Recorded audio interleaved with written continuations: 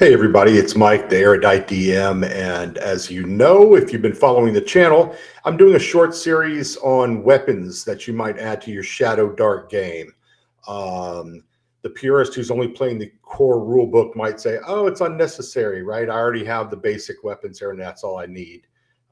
You could do that, but depending on the setting you're using, or if it's a homebrew setting and you have different national, I hate to use the term national, but you know what I mean, kingdoms or regional factions, they might have cultural flavors and influences that might be fun to lean into, where armies or troops or mercenaries or even the yeoman country farmer use certain weapons that are specific only to that region.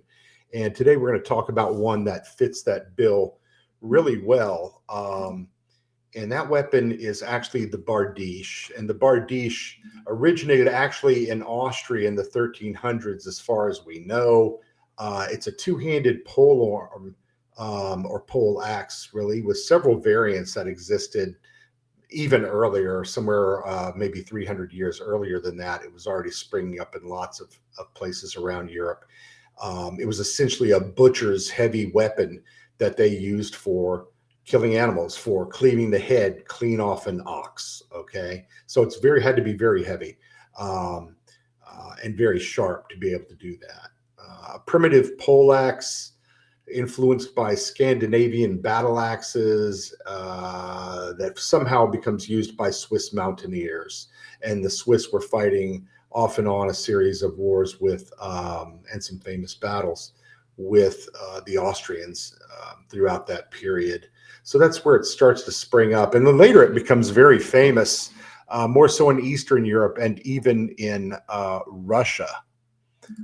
So as I change screens here, some artwork I found, and you'll notice in this image of some Russian soldiers carrying a Bardiche, how it's shaped. It's a really flat type of poleaxe, and it's not extremely long like a pike or a halberd or even a spear. It appears to be only 5 to 6 feet long.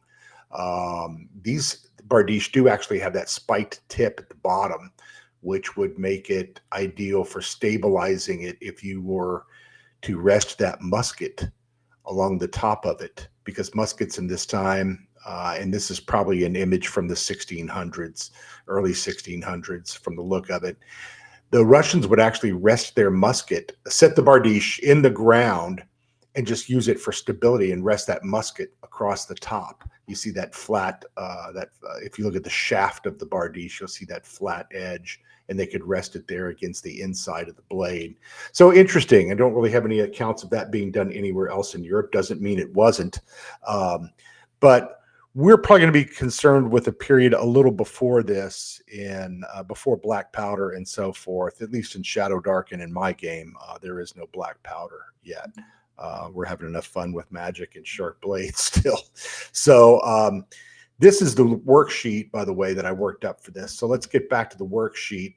And it says that the Bardiche was effective against enemy armor, not only good for chopping, but for thrusting. If you notice the narrow tip of the weapon, and let's see if I can increase the size of this. I apologize. Sometimes I forget how to do this within Restream. But if you can see my mouse, you'll see I'm pointing to the tip up here at the top of the screen, kind of in the shadow there. And you see that curved tip at the top of the Bardiche. Well, that could actually be used for stabbing and sticking very well. So it's a very versatile weapon. Good for chopping, like we said, good for thrusting with that narrow tip. And overall, a very sharp, shallow axe head, very flat. Usually it was a very sharp blade, up to no more than 2 feet by the accounts that I read, attached to a thick, shorter shaft of 5 to maybe 6 feet maximum. The weapon afforded better swinging maneuverability than longer pole arms, and fearsome chopping capability, even against armored foes. So this is not a weapon that you would have a whole regimented unit in line or in a column swinging Bardiches and using it like a pike. or other, a bill hook, other pole arms. While we're speaking of a bill hook, it also does not have any device for grabbing a piece of armor and locking into it and yanking that rider off of his horse in the middle of a massive battle or melee. So what are the qualities and utility that I'm proposing for the Bardiche here? It's a heavy chopping poleaxe with a stabbing point, deadly weapon when wielded by a strong, well-trained soldier, a guard, a mercenary, or the typical fighter in Shadowdark. Probably have to lean into somebody with a heavier strength, a higher strength. It's a utility also for hunters, woodsmen, or mountaineers. Remember, its roots as a butcher's weapon, or a butcher's tool, really, for beheading an ox before it would be slaughtered, um, to prepare for food. You could also use it for chopping wood and branches, skinning bark, out in the country or on a mountainside. So very useful in a lot of different ways. The length made it terribly effective against infantry or cavalry. It's not quite as cumbersome as the longer pike. And as I said, it has no bill hook on it for pulling riders from their mounts. I propose gear slots would be 2, and the cost would be 10 gold pieces, depending on the quality, condition, and location. And that should always be the case when you're doing shopping from Shadowdark for weapons or anything else. It should depend on the economy of the area you're living in and the availability of the weapon or the armor or the magical ingredient that you're hunting for and searching for to use in your game.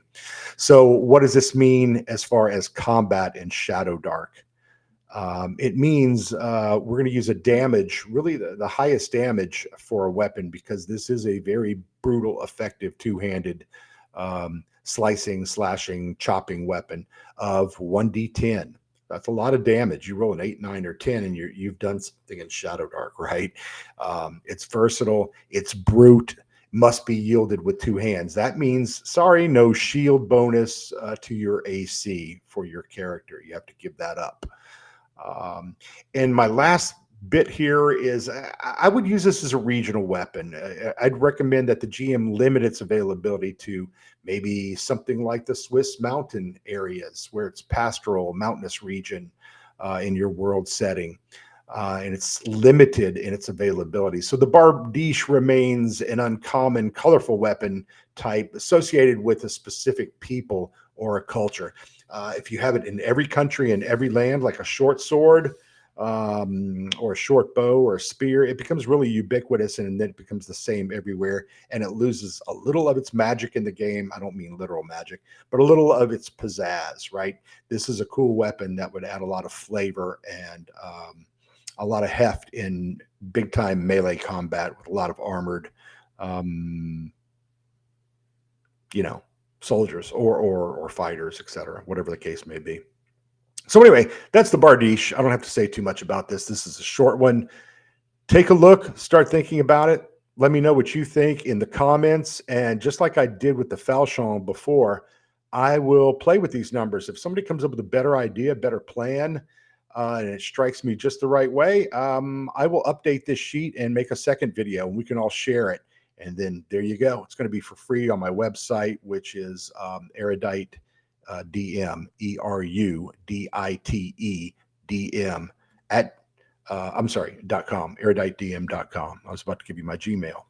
And if you want my Gmail, you can have that too, eruditedm at gmail.com, and send me a note or a message and tell me what you think of the Bardiche.